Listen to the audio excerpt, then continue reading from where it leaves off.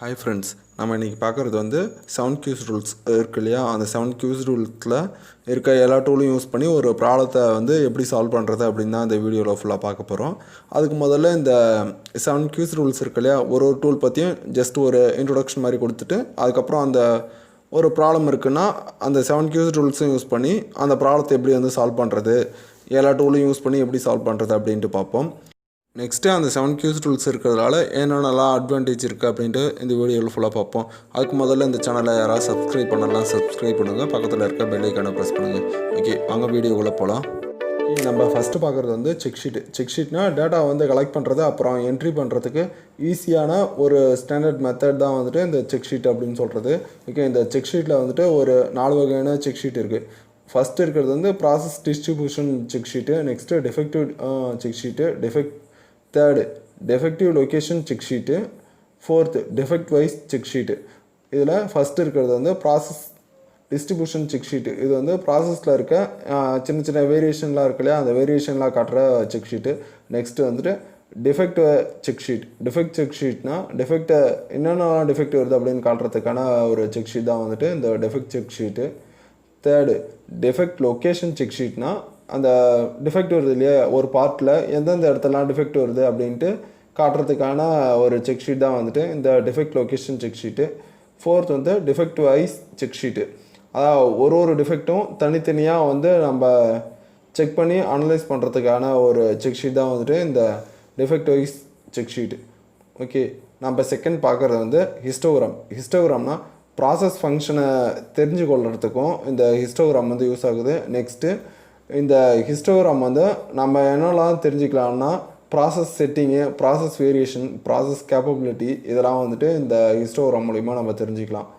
Okay, பார்க்குறது வந்து control சார்ட்டில் ப்ராசஸில் நடக்கிற வேரியேஷன் இருக்குது இல்லையா, அந்த வேரியேஷன் வந்து இயற்கையாக வருதா இல்லை வேறு காரணத்தினால வருதா அப்படின்னு தெரிஞ்சுக்கிறதுக்கு இந்த கண்ட்ரோல் சார்ட் வந்து யூஸ் ஆகுது. நெக்ஸ்ட்டு இந்த ப்ராசஸில் எந்த வேரியேஷன் வந்தாலும் உடனே அதை கண்டுபிடிக்கிறதுக்கும் இந்த கண்ட்ரோல் சார்ட்டை வந்து யூஸ் ஆகுது. நெக்ஸ்ட்டு இந்த வேரியபிள் டேட்டா, அதாவது மெஷரபிள் டேட்டா இருக்கு இல்லையா, அதுக்கும் அட்ரிபியூட்ஸ் டேட்டாவுன்னா இந்த கேஜஸ்லாம் வச்சு மெஷர் பண்ணுவாங்கள்ல, கேஜஸ்னால் பின் கேஜு, ஸ்னாப் கேஜு, இந்த கேஜஸ்லாம் வச்சு மெஷர் பண்ணுறாங்கல்ல, அதுக்கும் வந்து இந்த கண்ட்ரோல் சார்ட்டை வந்து யூஸ் பண்ணலாம் அப்படின்னு சொல்லியிருக்காங்க. ஓகே, நம்ம ஃபோர்த்து பார்க்குறது வந்து பேரட்டோ சார்ட்டில் இருக்கிற டிஃபெக்ட்டு வந்து எதுக்கு ஃபஸ்ட்டு ப்ரிஃபரன்ஸ் தரணும் அப்படின்ட்டு கண்டுபிடிக்கிறதுக்கு தான் இந்த பேரட்டோ சார்ட் வந்து யூஸ் ஆகுது. ஓகே, இதை வந்து 80-20 ரூல்னு சொல்லுவாங்க. அதாவது 80% ஆஃப் ப்ராப்ளத்துக்கு 20% ஆஃப் காசஸ் தான் வந்துட்டு காரணமாக இருக்குது அப்படின்னு சொல்கிறது தான் வந்துட்டு இந்த 80-20 ரூல். ஓகே, ப்ராப்ளத்துக்கு சொல்யூஷன் கண்டுபிடிக்கும்போது டேட்டாவை பேஸ் பண்ணி தான் எது முக்கியமான ப்ராப்ளம் அப்படின்ட்டு கண்டுபிடிக்க முடியும். ஸோ எந்த ப்ராப்ளத்தை வந்து நம்ம முதல்ல சால்வ் பண்ணோம், எதை வந்து நம்ம அப்புறமா சால்வ் பண்ணோம் அப்படின்ட்டு இந்த பேரட்டோ டயக்ராம் வந்து சொல்லும். ஸோ நம்ம பேரட்டோ டயக்ராமில் எது அதிகமான ரிஜெக்ஷன் இருக்குது அப்படின்ட்டு பேரட்டோ டயக்ராமில் இருக்க டேட்டா பேஸ் பண்ணியே நம்ம ப்ராப்ளத்தை வந்து எது முக்கியமான ப்ராப்ளம் அப்படின்ட்டு நம்ம ஈஸியாக ஐடென்டிஃபை பண்ண முடியும். ஓகே, ஒரு ப்ராப்ளம் சொல்யூஷன் கண்டுபிடிக்கும் போது அதை வந்து இம்ப்ளிமெண்ட் பண்ண அப்புறமும் அந்த ப்ராப்ளம் வந்து இருக்குதா இல்லை அந்த ப்ராப்ளம் வந்து குறைஞ்சிருக்கா அப்படின்ட்டு பிஃபோர் ஆஃப்டர் அந்த பேரட்டோ டயக்ராம் வச்சு நம்ம ஈஸியாக கம்பேர் பண்ணிவிட்டு அந்த ப்ராப்ளம் வந்து சால்வ் ஆகிடுச்சா, ரியலாகவே சால்வ் ஆகிருக்கா, இல்லை அந்த ப்ராப்ளம் வந்து இன்னும் அப்படி தான் இருக்கா, இல்லை எந்த ரேஞ்சில் வந்து அந்த ப்ராப்ளம் வந்து இப்போதைக்கு இருந்துகிட்ருக்கு அப்படின்ட்டு ஈஸியாக ஐடென்டிஃபை பண்ணுறதுக்கும் இந்த பேரட்டோ டயக்ராம் வந்து யூஸ் ஆகுது. நெக்ஸ்ட்டு எங்கெல்லாம் இம்ப்ரூவ்மெண்ட் தேவைப்படுதோ அங்கெல்லாம் வந்து இந்த பேரட்டோ டயக்ராம் வந்து யூஸ் பண்ணலாம் அப்படின்னு சொல்லியிருக்காங்க. ஸோ பேரட்டோ டயக்ராம்னா ஒரு ப்ராப்ளத்தை வந்து ஐடென்டிஃபை பண்ணிவிட்டு அந்த ப்ராப்ளம் வந்து எது மேஜரான ப்ராப்ளம், எதை வந்து நம்ம ஃபஸ்ட்டு அட்டன் பண்ணோம் அப்படின்ட்டு கண்டுபிடிக்கிறதுக்கு தான் இந்த பேரட்டோ டயக்ராம் வந்து யூஸ் ஆகுது. First cause and effect diagram. Okay, இதில் பேரட்டோ டயக்ராம்லேருந்து எதெல்லாம் முக்கியமான ப்ராப்ளம்ன்ட்டு நம்ம ஈஸியாக தெரிஞ்சிக்க முடியும், அதிலேருந்து நம்ம வந்து சொல்யூஷன் வந்து கண்டுபிடிக்க முடியாது. ஸோ அதுக்காக தான் நம்ம வந்து இந்த காஸ் அண்ட் எஃபெக்ட் டயக்ராம் வந்து நம்ம யூஸ் பண்ணுறோம். ஓகே, ஒரு ப்ராப்ளத்தை வந்து ரூட் காஸ் என்ன அப்படின்ட்டு ஐடென்டிஃபை பண்ணுறதுக்கு இந்த காஸ் அண்ட் எஃபெக்ட் டயக்ராம் வந்து யூஸ் ஆகுது.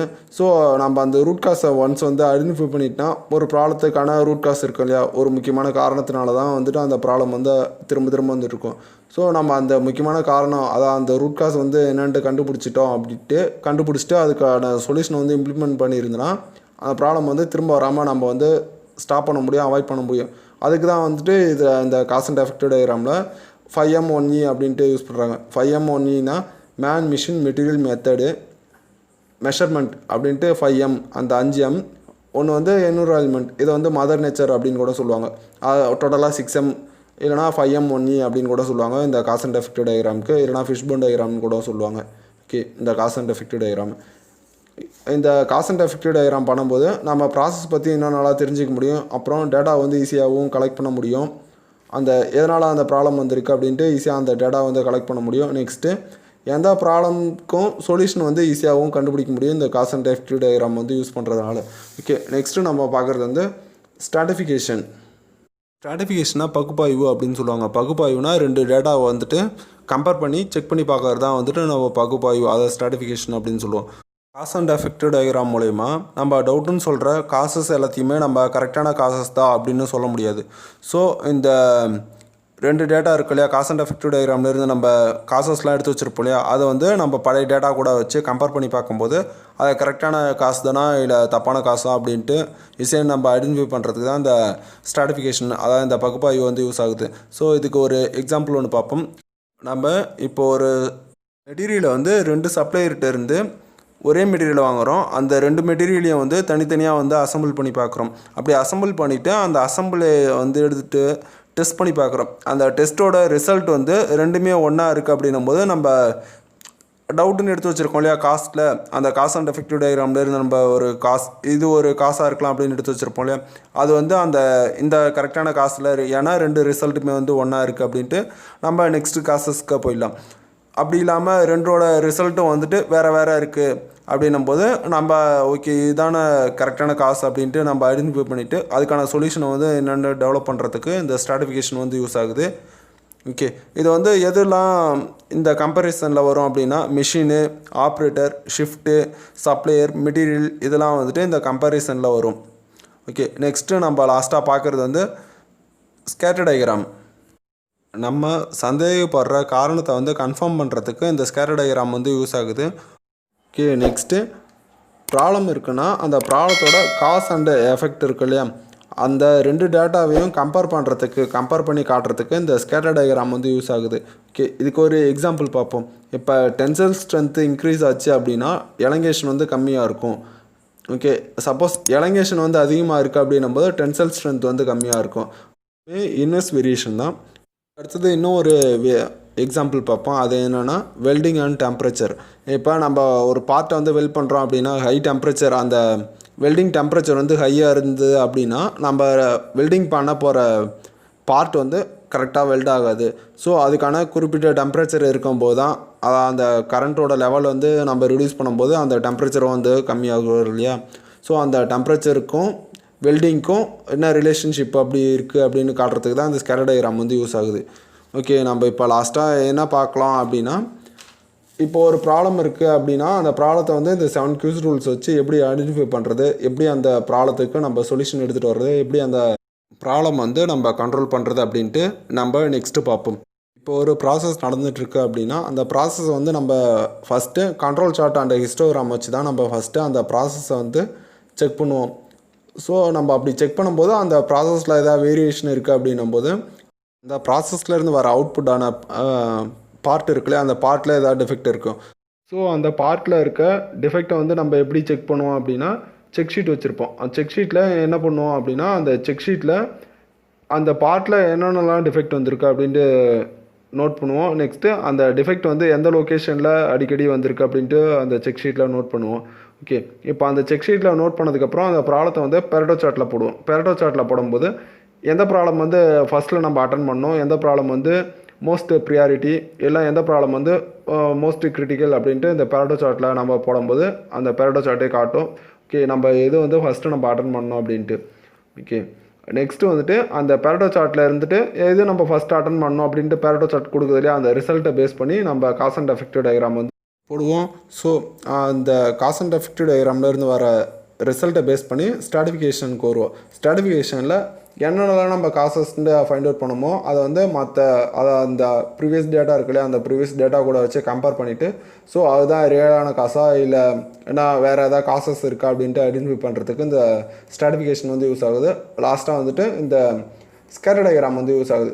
இந்த ஸ்கேட்டர் டயக்ராம் வந்து காஸ்க்கும் எஃபெக்ட்டுக்கும் இருக்க ரிலேஷன்ஷிப்பை காட்டுறதுக்கு தான் இந்த ஸ்கேட்டர் டயக்ராம் வந்து யூஸ் ஆகுது. ஓகே, இந்த ஸ்கேட்டர் டயக்ராம் முடிச்சதுக்கப்புறம் அதுக்கான கரெக்டான ப்ராப்பரான சொல்யூஷன் வந்து இம்ப்ளிமெண்ட் பண்ணி அந்த ப்ராப்ளம் அந்த வேரியேஷன் வந்துச்சு இல்லையா அந்த வேரியேஷன் ப்ராப்ளத்தை வந்து சால்வ் பண்ணிவிட்டு நெக்ஸ்ட்டு வந்துட்டு கண்ட்ரோல் சார்ட்டு அண்ட் ஹிஸ்டோகிராம் மூலிமா அந்த ப்ராசஸ் வந்து மானிட்டர் பண்ணிகிட்ருப்பாங்க. ஸோ இப்படி தான் வந்துட்டு ஒரு ப்ராப்ளத்தை வந்து 7 கியூஸ் ரூல்ஸ் யூஸ் பண்ணிவிட்டு சால்வ் பண்ண முடியும். ஓகே, இதில் கண்ட்ரோல் டூல்லாம் என்னென்னலாம் வருது அப்படின்னு பார்ப்போம்.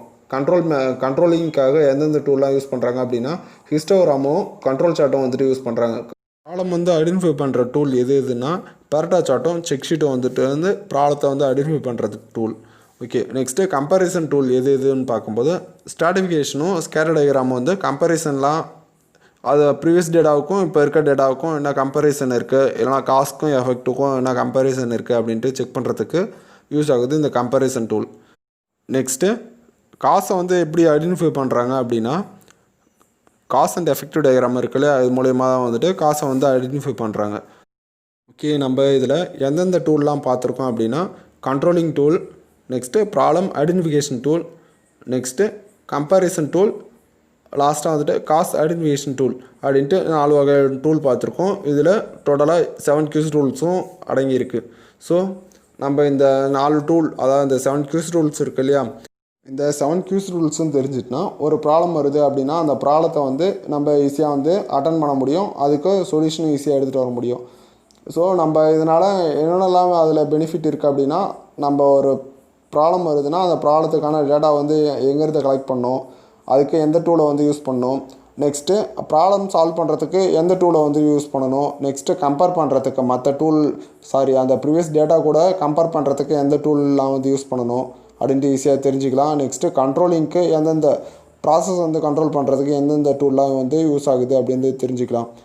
நெக்ஸ்ட்டு 7 கியூஸ் ரூல்ஸ் எல்லாமே சார்ட்டில் இருக்கிறதுனால நம்ம ஈஸியாக அண்டர்ஸ்டாண்ட் பண்ணுறதுக்கு இருக்குது. நெக்ஸ்ட்டு எல்லா டூலும் டேட்டாவை பேஸ் பண்ணி இருக்கிறதால எப்பயுமே தப்பான ரிசல்ட் வந்து கொடுக்காது. ஸோ நம்ம டேட்டா வந்து எடுக்கிறதுல தான் இருக்குது. நம்ம டேட்டாவை கரெக்டாக எடுத்தோன்னா அந்த டூல்ஸ் 7 கியூஸ் ரூல்ஸ் இருக்கு இல்லையா, அது கொடுக்குற டேட்டாவும் வந்து கரெக்டாக இருக்கும், எப்பயுமே தப்பாக இருக்காது அப்படின்னு சொல்லியிருக்காங்க. Okay friends, thank you. இந்த வீடியோ உங்களுக்கு புரிஞ்சிருக்கும்னு நினைக்கிறேன். இதில் எதாவது உங்களுக்கு டவுட் இருந்துச்சுன்னா கண்டிப்பாக கமெண்ட் செக்ஷனில் வந்து கமெண்ட் பண்ணுங்கள். நான் என்னால் முடிஞ்ச அளவுக்கு நான் உங்களுக்கு ஹெல்ப் பண்ணுறேன். இது தவிர உங்களுக்கு டாக்குமெண்ட்டில் எதாவது டவுட் இருந்துச்சு, இல்லை வேறு எதாவது டாக்குமெண்ட் நான் எதாவது வீடியோ எடுக்கணும் அப்படின்னு நினச்சிங்கன்னா கண்டிப்பாக கமெண்ட் செக்ஷனில் வந்து கமெண்ட் பண்ணுங்கள். நான் உங்களுக்கு எவ்வளோ சீக்கிரமாக முடியுமோ அவ்வளோ சீக்கிரமாக வந்து உங்களுக்கு வீடியோவோ இல்லை எக்ஸ்ப்ளனேஷனோ நான் கொடுக்குறேன் கமெண்ட் செக்ஷனில் வந்துட்டு. ஓகே, தேங்க்யூ ஃப்ரெண்ட்ஸ், பாய்.